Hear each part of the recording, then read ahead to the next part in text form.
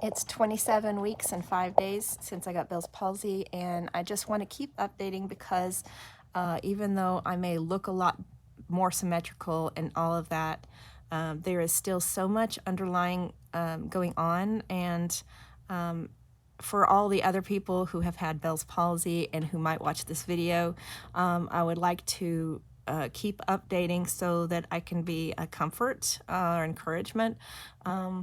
Because it's really hard to go through alone, and I know that when I go on the internet, I am always looking for videos of people's progress.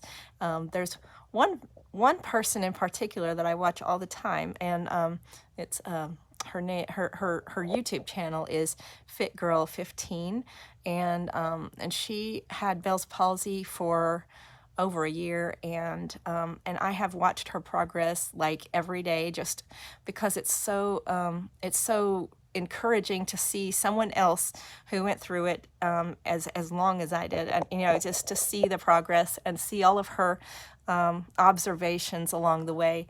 And so I want to provide that for other people because there's just so little known about Bell's palsy, and especially when you have it long term, it's really hard. And there's a lot of things that's not visible to everybody else that is, that you can feel yourself when you have it. And so one of the things that I've had, and I have never actually mentioned it on video, is that when I first got Bell's palsy, I had extreme sensitivity to sound in my left ear, and I think there must be some kind of muscle or something that controls covering up your eardrum or something, and it wasn't able to do that when I first had the paralyzation take place. And so over time, it has gotten a lot less sensitive. It used to be so bad that I had to keep an earplug in my ear all the time, because otherwise, even just the littlest sounds just were so loud and painful. It almost felt like 100 times the, it was just so incredibly loud. So I'm so thankful that has mostly resolved itself. And I have noticed that I've started having some movement in my forehead finally, which is super exciting because for the longest time I didn't see any movement, and that was like 6 months in, didn't have any movement in my forehead. I don't know how much I'll heal from that, because I don't know if the muscles are atrophied by now or anything. I don't know how that works, but I do see some movement, and hopefully that means that it'll continue healing. And I'll show you right now, if you see that tiny bit of movement.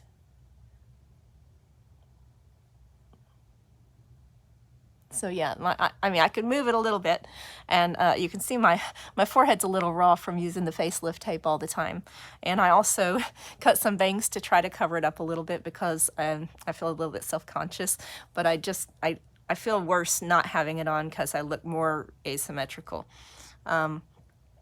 And another thing that is annoying is that I still have this, like a muscle pulling my mouth down. I can feel the tension, and so when I smile, there's I can feel this pulling downwards. And when I went to the facial paralysis center, they said that muscle is, real tight and everything, that they could inject Botox there and help me smile better, which is kind of a risky thing. It's kind of scary to think of doing that, because, it doesn't always work the way, that they would want it to. And I really don't like the idea of injecting Botox in my mouth. I would like to think that maybe over time it could resolve itself. But for now, when I smile, it's like it just goes downwards. Not like this. So maybe one day it will get better, because I do still see progress. I still see things healing. My left side of my nose, I couldn't before, but I'm starting to see movement when I try to flare my nostrils. See, I couldn't even do that much before, so that's progress. And when I squint my eyes and everything, I can see wrinkles starting to develop here that were not there before. So I may get these little bunny lines back on this side eventually, and that would actually be really good. I would really be happy about that.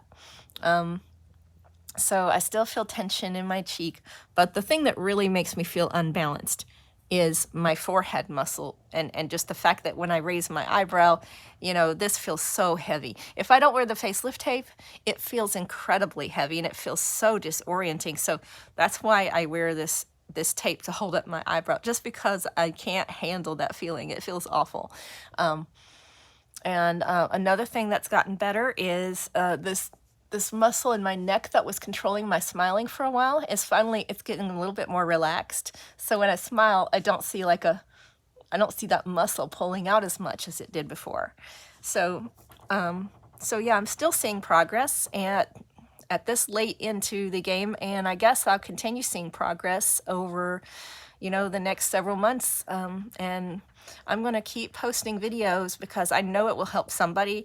And I also want to document everything. I want to, because I'll forget, in the future I will forget all of this stuff. So I want to make sure that I document all my observations along the way. And so I'll be keeping on updating as I see more progress.